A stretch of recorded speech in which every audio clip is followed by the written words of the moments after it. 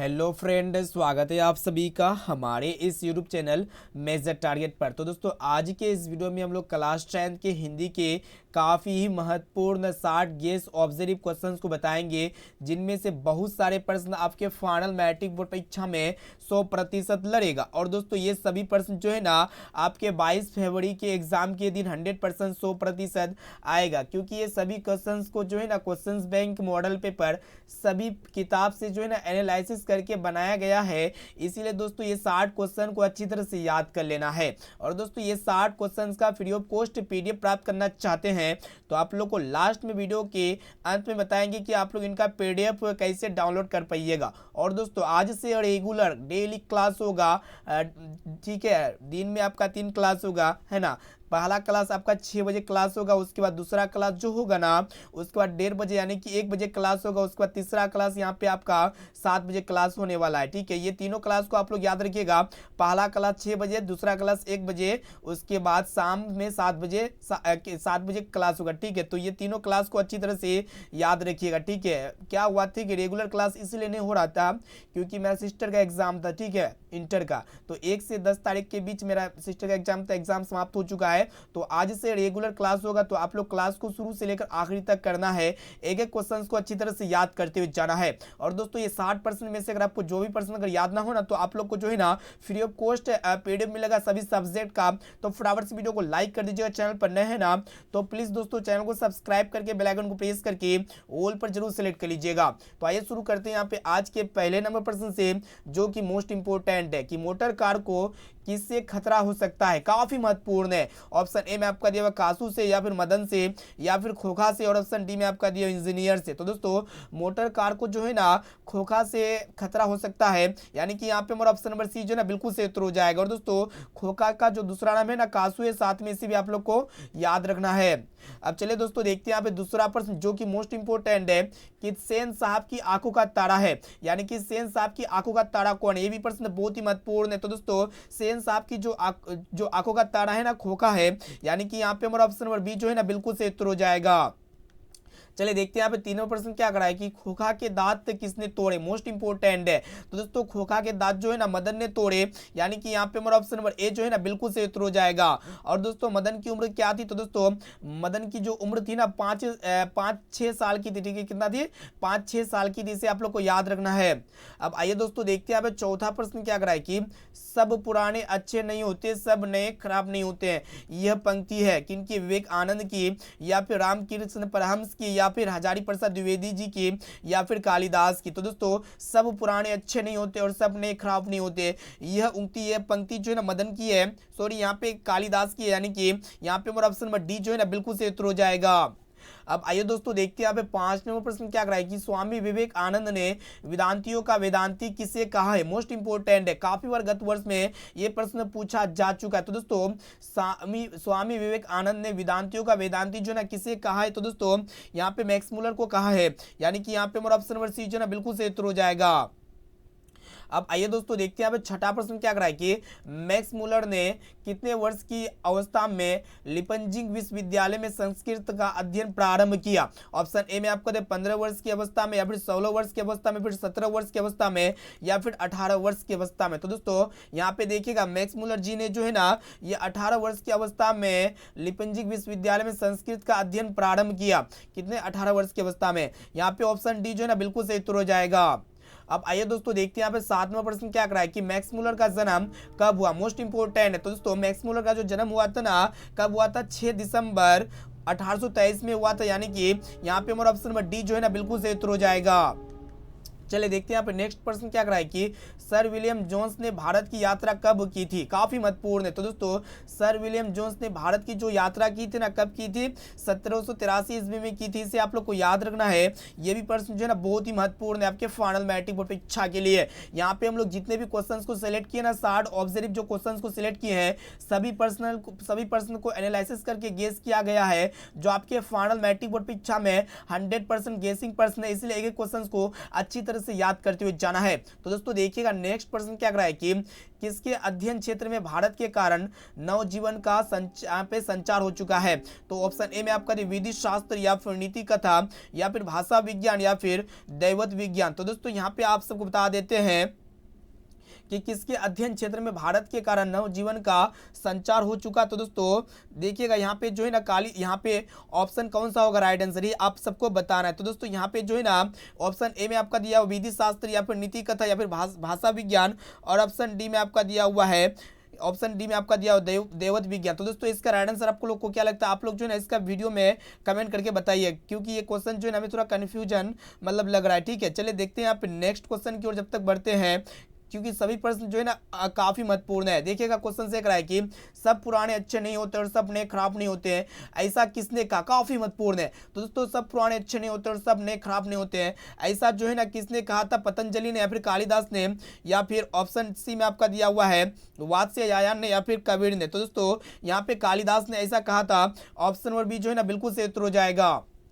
चलिए देखते हैं यहाँ पे नेक्स्ट क्वेश्चन क्या कर रहा है कि द्विवेदी जी ने निर्लज अपराधी किसे कहा है, मोस्ट इंपोर्टेंट। ऑप्शन ए में आपका नाखून को या फिर चोर को या फिर डाकू को या फिर बदमाश को। तो दोस्तों द्विवेदी जी ने निर्लज अपराधी जो है ना नाखून को कहा है, यानी कि यहाँ पे हमारा ऑप्शन नंबर ए जो है ना बिल्कुल सही उत्तर हो जाएगा। चलिए देखते हैं यहाँ पे नेक्स्ट क्वेश्चन क्या कर रहा है कि काफी महत्वपूर्ण है कि प्लेटो और कांट थे, यानी कि क्या थे, वीर थे या फिर दार्शनिक थे या फिर नाविक थे, और ऑप्शन डी में आपका सैनिक थे। तो दोस्तों ये भी प्रश्न जो है ना बहुत ही महत्वपूर्ण है। तो दोस्तों ये प्लेटो और कांट जो है ना यह दार्शनिक थे, यानी कि यहाँ पे हमारा ऑप्शन नंबर बी जो है ना बिल्कुल सही उत्तर हो जाएगा। चलिए देखते हैं यहाँ पे 13वां प्रश्न जो कि मोस्ट इंपोर्टेंट है। देखिएगा क्वेश्चन से रहा है कि हितोपदेश का जर्मन भाषा में अनुवाद किसने प्रकाशित करवाया, काफी महत्वपूर्ण है।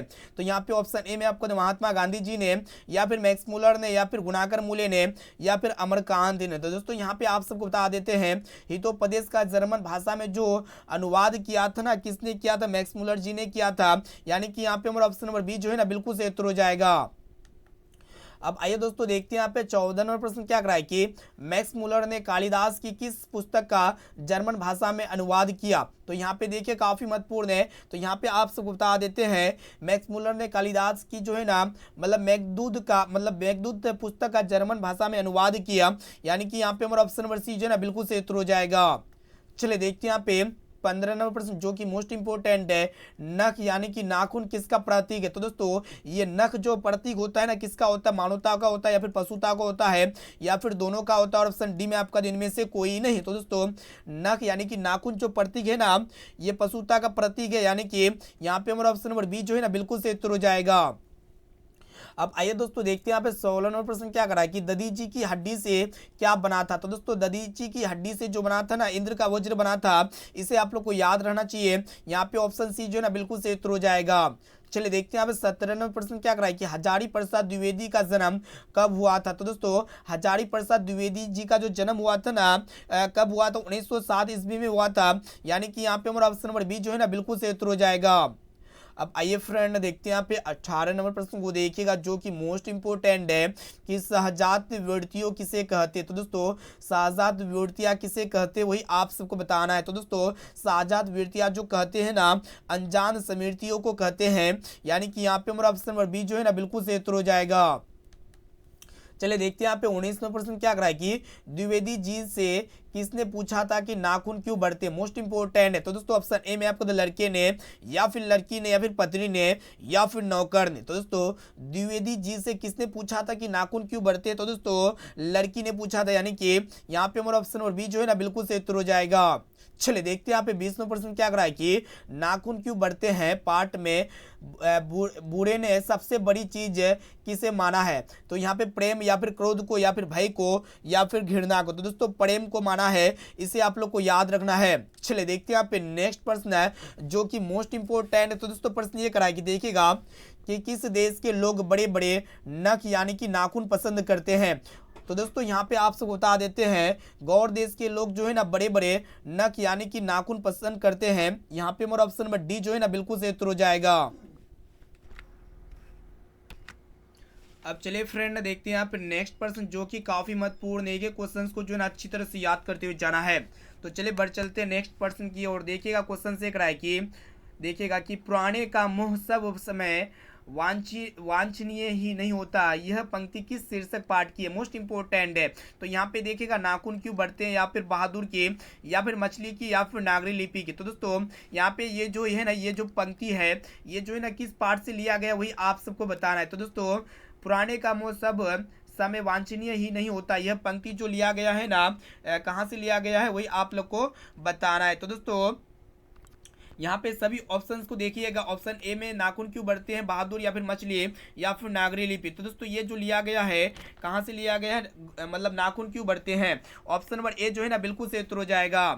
अब चलिए दोस्तों देखते हैं यहाँ पे क्वेश्चंस काफी महत्वपूर्ण है कि अनाम दास का पोथा उपन्यास किस लेखक की कृति है। तो यहाँ पे ऑप्शन ए में आपका हजारी प्रसाद द्विवेदी जी के, या फिर यतीन्द्र मिश्र की, या फिर अमरकांत की, या फिर महात्मा गांधी की। तो दोस्तों यहाँ पे देखिएगा अनाम दास का पोथा उपन्यास किस लेखक की कृति है। तो दोस्तों ये जो है ना हजारी प्रसाद द्विवेदी जी की कृति है, यानी कि यहाँ पे हमारा ऑप्शन नंबर ए जो है ना बिल्कुल से उत्तर हो जाएगा। चलिए देखते हैं यहाँ पे 24वां प्रश्न क्या कराए कि मगम्मा कहाँ की रहने वाली थी। तो दोस्तों ये मगम्मा जो है ना कहाँ के रहने वाली थी। तो दोस्तों ये जो है ना अवलूर के पास किसी गांव की रहने वाली थी। ऑप्शन नंबर ए जो है ना यहाँ पे करेक्ट आंसर हो जाएगा। चलिए बढ़ चलते हैं नेक्स्ट क्वेश्चन की तरफ, जो कि मोस्ट इंपोर्टेंट है। सभी प्रश्न जो है ना MBBI है, इसलिए एक क्वेश्चन को याद करते हुए जाना है। तो दोस्तों प्रश्न एक रहा है कि मगम्मा किस भाषा की कहानी है। तो दोस्तों ये मगम्मा जो है ना कन्नड़ भाषा की कहानी है, इसे आप लोग को याद रखना है। यहाँ पे ऑप्शन डी जो है ना बिल्कुल से उत्तर हो जाएगा।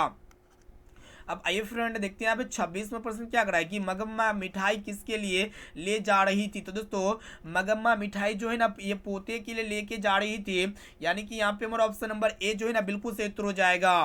अब आइए फ्रेंड देखते हैं यहाँ पे 27 नंबर प्रश्न को देखिएगा, जो कि काफी महत्वपूर्ण है कि दही वाली मगम्मा शीर्षक पाठ में बहू ने सास से समझौता क्यों कर लिया।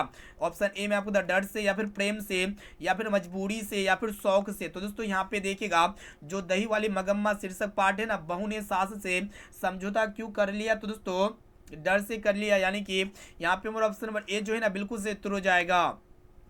अब आइए दोस्तों देखते हैं यहाँ पे 28 नंबर प्रश्न, जो कि काफी महत्वपूर्ण है कि रगम्पा था। तो दोस्तों ये रगम्पा जो है ना ये एक जुआरी किस्म का व्यक्ति था, यानी कि यहाँ पे हमारा ऑप्शन नंबर बी जो है ना बिल्कुल से उत्तर हो जाएगा। चलिए देखते हैं यहाँ पे 29 नंबर प्रश्न क्या कराए कि मगम्मा की बहू का नाम क्या था। तो दोस्तों मगम्मा की जो बहू का नाम था ना नजम्मा था, इसे आप लोग को याद रखना है। यहाँ पे ऑप्शन बी जो है ना बिल्कुल से उत्तर हो जाएगा। अब चलिए फ्रेंड देखते हैं यहाँ पे नेक्स्ट क्वेश्चन, जो कि मोस्ट इंपोर्टेंट है। तो दोस्तों प्रश्न ये रहा है कि जाति प्रथा श्रम विभाजन के साथ साथ किसका रूप लिए हुए हैं। तो यहाँ पे देखिएगा स्वतंत्रता का, या फिर भ्रातृत्व का, या फिर श्रमिक विभाजन का, और ऑप्शन डी में आपका जो इनमें से कोई नहीं। तो दोस्तों जाति प्रथा श्रम विभाजन के साथ साथ जो है ना ये श्रमिक विभाजन का रूप लिए हुए हैं, यानी कि यहाँ पे हमारा ऑप्शन नंबर सी जो है ना बिल्कुल से उत्तर हो जाएगा। अब आइए फ्रेंड देखते हैं यहाँ पे 32वां प्रश्न क्या कराए कि डॉक्टर भीमराव अंबेडकर ने किस प्रथा को आर्थिक पहलू से खतरनाक माना। ऑप्शन ए में आपका सती प्रथा, या फिर दहेज प्रथा, या फिर बाल विवाह प्रथा, और ऑप्शन डी में आपका जो जाति प्रथा। तो दोस्तों यहाँ पे देखिएगा आप सबको बता देते हैं डॉक्टर भीमराव अंबेडकर ने जो है ना ये जाति प्रथा को आर्थिक पहलू से खतरनाक माना, यानी कि यहाँ पे हमारा ऑप्शन नंबर बी जो है ना बिल्कुल से उत्तर हो जाएगा। चले देखते हैं यहाँ पे नेक्स्ट क्वेश्चन, जो कि काफी महत्वपूर्ण है कि आधुनिक सभ्य समाज श्रम विभाजन को आवश्यक क्यों मानते हैं।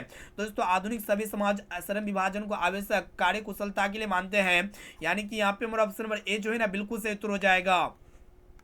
चलिए देखते हैं यहाँ पे 34 नंबर प्रश्न क्या कराए कि श्रम विभाजन और जाति प्रथा पाठ बाबा साहब के किस भाषण का संपादित अंश है। तो दोस्तों जो श्रम विभाजन जो और जाति प्रथा पाठ है ना, ये बाबा साहब के किस भाषण का संपादित अंश है। तो दोस्तों ये जो है ना मतलब annihilation caste, option number C में दिया हुआ, ऑप्शन नंबर सी यहाँ पे हमारा बिल्कुल से उत्तर हो जाएगा। चलिए देखते हैं यहाँ पे 35वां प्रश्न, जो कि काफी महत्वपूर्ण है कि ऐसी लड़के आगे चलकर गुंडे चोर डाकू बनते हैं।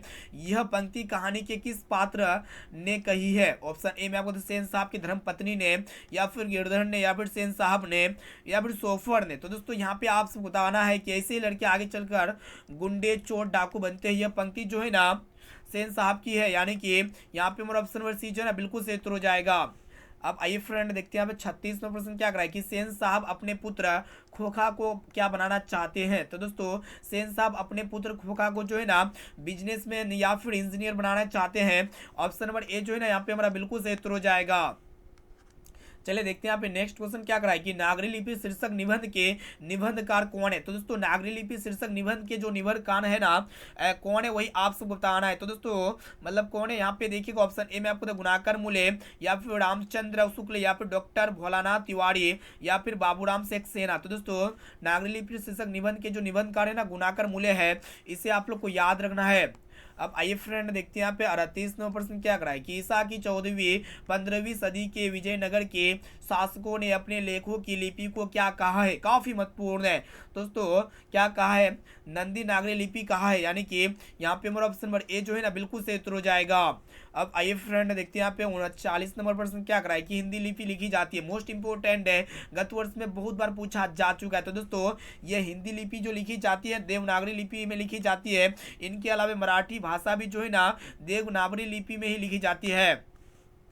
चलिए देखते हैं यहाँ पे 40वां प्रश्न क्या कराए कि विजयनगर के राजाओं के लेखों की लिपि को क्या नाम दिया गया है। काफी महत्वपूर्ण है। तो दोस्तों विजयनगर के राजाओं के लेखों की लिपि को जो है ना क्या नाम दिया गया है वही आप सबको बताना है। तो दोस्तों यहाँ पे देखिए ऑप्शन ए में आपका ब्राह्मी लिपि, या फिर सिद्धम लिपि, और ऑप्शन सी में आपका दिया हुआ है नंदी नागरी लिपि या फिर नागरी लिपि। तो दोस्तों नंदी नागरी लिपि दिया गया है, ऑप्शन नंबर सी जो है ना बिल्कुल से उत्तर हो जाएगा। चलिए देखते हैं यहाँ पे 41वां प्रश्न क्या कराए कि भारतीय लिपियों की कहानी किनकी प्रसिद्ध रचना है। तो दोस्तों जो भारतीय लिपियों की जो कहानी है ना ये किनकी प्रसिद्ध रचना है, यहाँ पे आप सबको जो ना डायरेक्ट आंसर बताते हैं। तो यहाँ पे आप लोग सभी क्वेश्चंस का आंसर यहाँ पे ऑप्शन देख सकते हैं, ठीक है, और आप जो है ना एक एक क्वेश्चन का आंसर इसी वीडियो में लाइव चैट में या फिर कमेंट बॉक्स में फटाफट से एक एक क्वेश्चन का करेक्ट आंसर बताते हुए जाइएगा। तो यहाँ पे जो है ना सभी स्टूडेंट का यहाँ पे कमेंट पढ़ते हुए जाएंगे। तो यहाँ पे बताना है कि भारतीय लिपि की कहानी किनका प्रसिद्ध रचना है। तो दोस्तों ये जो है ना गुणाकर मूले की रचना है, यानी कि यहाँ पे हमारा ऑप्शन नंबर ए जो है ना बिल्कुल सही उत्तर हो जाएगा। चलिए देखते हैं यहाँ पे 42वां प्रश्न क्या कराए कि नागरी लिपि के आरंभिक लेख हमें कहाँ से मिलते हैं। तो दोस्तों मोस्ट इंपोर्टेंट है, तो यहाँ पे आप सब बताना है कि नागरी लिपि के जो आरंभिक लेख है ना ये कहाँ से मिलते हैं। तो दोस्तों ये जो है ना दक्षिण भारत से मिलते हैं, यानी कि यहाँ पे हमारा ऑप्शन नंबर सी जो है ना बिल्कुल सही उत्तर हो जाएगा। अब आइए दोस्तों देखते हैं यहाँ पे 43वां प्रश्न क्या कराए कि बेतमा दान पत्र किस समय का है। तो दोस्तों ये भी प्रश्न जरा बहुत ही महत्वपूर्ण है। तो यहाँ पे आपसे बताना है जो बेतमा दान पत्र है ना ये किस समय का है। तो दोस्तों ये जो है ना 1020 ईस्वी का है, यहाँ पे ऑप्शन ए जो है ना बिल्कुल सही उत्तर हो जाएगा। चलिए देखते हैं यहाँ पे 44वां प्रश्न क्या कराए कि उत्तर भारत से नागरी लिपि के लेख कब से मिलने लगते हैं। बहुत ही महत्वपूर्ण है। तो यहाँ पे देखिएगा उत्तर भारत से नागरी लिपि के लेख जो है ना कब से मिलने लगते हैं, तो 8वीं सदी से मिलने लगते हैं, यानी कि यहाँ पे हमारा ऑप्शन नंबर ए जो है ना बिल्कुल सही उत्तर हो जाएगा। अब आइए फ्रेंड देखते हैं यहाँ पे 45 नंबर प्रश्न क्या कराए कि निबंध के लेखक है, यानी कि निबंध के लेखक कौन है। तो दोस्तों निबंध के जो लेखक है ना गुणाकर मूले है, ऑप्शन नंबर ए जो है ना बिल्कुल सही उत्तर हो जाएगा। चलिए देखते हैं यहाँ पे 46वां प्रश्न क्या कराए कि तमिल हो गया, मलयालम हो गया और तेलुगु और कन्नड़ ये भाषाएं जो है ना कौन सा भाषा है। तो दोस्तों सबसे पहले आप लोग को पता होना चाहिए, आप लोग जो है ना साउथ इंडियन फिल्म देखते होंगे जैसे कि तमिल हो गया, मलयालम, ये सब जो हिंदी में डबिट किए जाते हैं ना, तेलुगु हो गया और कन्नड़, ये भी जो है ना ये सभी जितने भी लैंग्वेज जितने भी भाषाएं हैं ना ये सभी भाषाएं का फिल्म जो है ना देखते होंगे। तो इसे हम लोग जो है ना इंडियन क्या करते हैं कि साउथ इंडियन करते हैं, ठीक है, जिसको हम लोग हिंदी में दक्षिण भारत की भाषा करते हैं, यानी कि यहाँ पे हमारा ऑप्शन नंबर डी जो है ना बिल्कुल सही उत्तर हो जाएगा। ये ट्रिक से आप लोग याद रख सकते हैं इस क्वेश्चंस को। चलिए देखते हैं यहाँ पे 47वां प्रश्न क्या कराए कि रामायण की रचना किस भाषा में है। काफी महत्वपूर्ण है दोस्तों, जो रामायण है ना इनकी रचना किस भाषा की है। तो दोस्तों रामायण की जो रचना है ना ये संस्कृत भाषा की है, यानी कि यहाँ पे हमारा ऑप्शन नंबर ए जो है ना बिल्कुल सही उत्तर हो जाएगा। अब आइए फ्रेंड देखते हैं यहाँ पे 48 नंबर प्रश्न क्या कराए कि नागरी लिपि शीर्षक पाठ साहित्य की कौन सी विधा है। काफी महत्वपूर्ण है। तो दोस्तों जो नागरी लिपि शीर्षक पाठ है ना ये साहित्य की कौन सी विधा है। तो दोस्तों यह एक प्रकार का जो है ना निबंध है, यानी कि यहाँ पे हमारा ऑप्शन नंबर बी जो है ना बिल्कुल सही उत्तर हो जाएगा।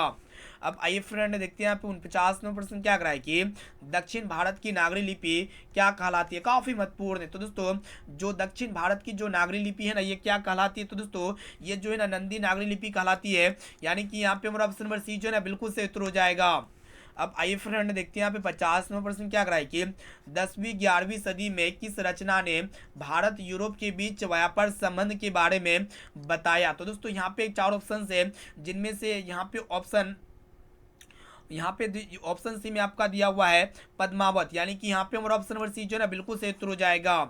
अब आइए फ्रेंड देखते हैं यहाँ पे 51 नंबर प्रश्न क्या करा है कि दक्षिण भारत में द्रविड़ भाषा परिवार की कौन सी सबसे अधिक प्राचीन है। तो यहाँ पे तमिल या फिर तेलुगु या फिर मराठी या फिर कन्नड़। तो दोस्तों दक्षिण भारत में द्रविड़ भाषा परिवार की कौन सी सबसे अधिक प्राचीन है। तो दोस्तों ये जो तमिल भाषा है ना, ये सबसे प्राचीन है, इसे आप लोग को याद रखना है।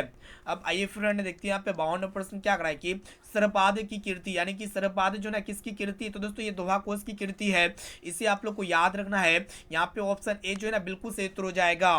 अब आइए फ्रेंड देखते हैं यहाँ पे 53 नंबर प्रश्न जो कि काफी महत्वपूर्ण है। तो यहाँ पे आपसे बताना है कि निराला की साहित्य साधना किसकी कीर्ति है, मोस्ट इंपोर्टेंट है। तो यहाँ पे देखिएगा निराला की जो साहित्य साधना है ना, ये किसकी कीर्ति है। तो दोस्तों ये जो है ना यहाँ पे दूधनाथ सिंह की या फिर रघुवीर सहाय की या फिर रामविलास शर्मा की या फिर मुक्ति बोध की। तो दोस्तों ये जो कीर्ति है ना किसकी है, रामविलास शर्मा जी की है। ऑप्शन नंबर सी यहाँ पे हमारा बिल्कुल सही उत्तर हो जाएगा।